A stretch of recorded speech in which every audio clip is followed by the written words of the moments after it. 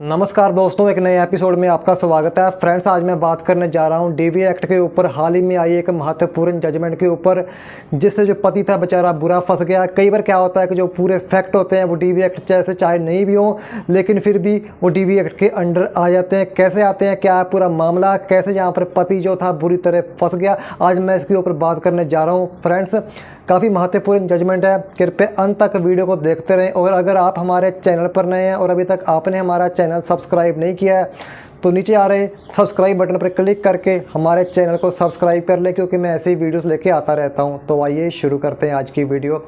Friends, आज के मामले में क्या था, जो पति और पत्नी थे दोनों की जो थी दूसरी शादी थी, यानी कि दोनों की जो सेकंड मैरिज थी।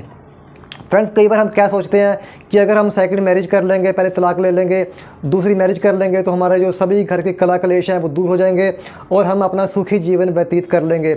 लेकिन कई बार क्या होता है, जो सारा मामला है उल्ट पड़ जाता है और जो सेकंड मैरिज होती है उसको करके भी हम खुश नहीं रह पाते हैं। जैसे कि आज के मामले में भी क्या था, दोनों पति पत्नी की सेकंड मैरिज थी और पत्नी का यहाँ पर पति पर आरोप था कि जो पति है वो अपनी पत्नी के साथ अच्छा बर्ताव नहीं करता है। पत्नी का साथ में ये भी कहना था कि पति उस पर यह भी आरोप लगाता है कि उसका जो पुत्र है उसकी पुत्री के साथ अच्छा व्यवहार नहीं करता है। पत्नी जो यहाँ पर थी इसके बाद अपने पति के घर को छोड़कर अपनी माँ के पास जाकर रहने लग जाती है और अपने पति पर यहाँ पर डीवी एक्ट का केस भी कर देती है। फ्रेंड्स, जो मामला था मैजिस्ट्रेट कोर्ट में चलता है और जो डिक्री थी वो पत्नी के हक में अलाउ हो जाती है। इसके बाद जो पति था वो यहाँ पर जाता है सेशन कोर्ट। सेशन कोर्ट पूरा मामला देखती है, पूरे फैक्ट देखती है और यहाँ पर जो वो डिक्री थी जो पत्नी के हक में अलाउ हुई थी उसे रिवर्स कर देती है। तो पत्नी इसके खिलाफ जाती है हाई कोर्ट और हाई कोर्ट फ्रेंड्स पूरे मामले को देखने के बाद हाई कोर्ट ये कहता है कि यहाँ पर जो है इकोनॉमिकली और जो फिजिकली अब्यूज़ तो हुआ है। माननीय हाई कोर्ट ने यहाँ पर यह भी कहा कि सेशन कोर्ट ने यहाँ पर डीवी एक्ट के जो पूरे पहलू थे, डीवी एक्ट की जो परिभाषा थी उसे अच्छी तरह से नहीं पढ़ा है, क्योंकि डीवी एक्ट में डोमेस्टिक वायलेंस के जो सारे एक्ट होते हैं वो तो आते ही आते हैं, इसके साथ जो ऐसा करने में सहायक होते हैं वो सभी एक्ट भी डीवी एक्ट के अंडर आते हैं। क्योंकि सेशन कोर्ट ने यहाँ पर यह माना था कि ये डीवी एक्ट का मामला नहीं है, ये तो बच्चों की लड़ाई का मामला है, लेकिन हाई कोर्ट ने इसे बिल्कुल ही उल्ट कर दिया और माननीय हाई कोर्ट ने यहाँ पर कहा कि ये बच्चों की लड़ाई का मामला नहीं है।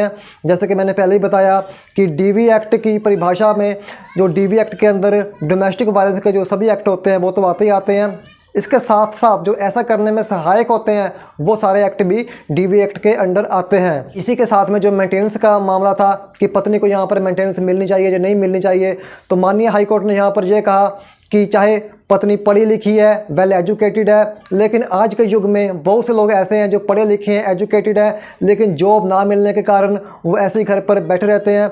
तो पत्नी भी वेल एजुकेटेड है, पढ़ी लिखी है, लेकिन उसके पास अगर कोई काम नहीं है तो उसे जो है मेंटेनेंस मिलनी चाहिए। क्योंकि अगर पढ़े लिखे व्यक्ति को किसी को भी मेंटेनेंस नहीं मिलेगी तो ऐसे तो फिर किसी को भी मेंटेनेंस नहीं मिलनी चाहिए, क्योंकि आज के युग में तकरीबन जो लोग हैं वो पढ़े लिखे हैं।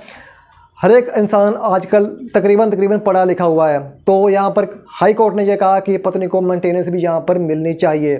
तो माननीय हाई कोर्ट ने जो सेशन कोर्ट के जो फैसला था उसे रद्द कर दिया और जो मैजिस्ट्रेट कोर्ट का जो फैसला था उसे एक बार फिर बरकरार रखा।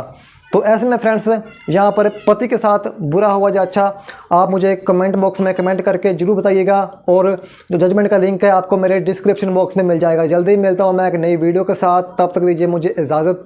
धन्यवाद।